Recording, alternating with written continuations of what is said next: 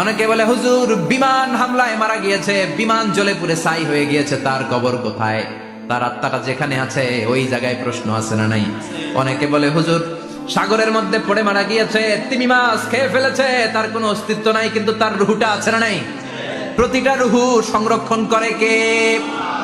প্রত্যেকটা আত্মা আল্লাহর কাছে সংরক্ষিত থাকে। প্রতিটা রুহু, প্রতিটা মানুষ মালাকুল মাউতকে দেখতে পায়। আপনিও দেখবেন, আমিও দেখব।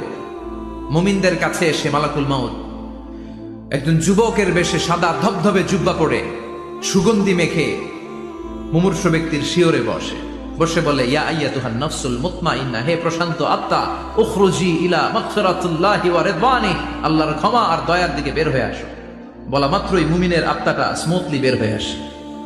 কাফান মিন আকফানিল জান্নাহ, হানুত মিন হানুতিল জান্নাহ, জান্নাত থেকে আনা সুগন্ধি কাফনের মধ্যে পেঁচিয়ে তিনি রূহটাকে নিয়ে ইল্লিনে চলে যায়।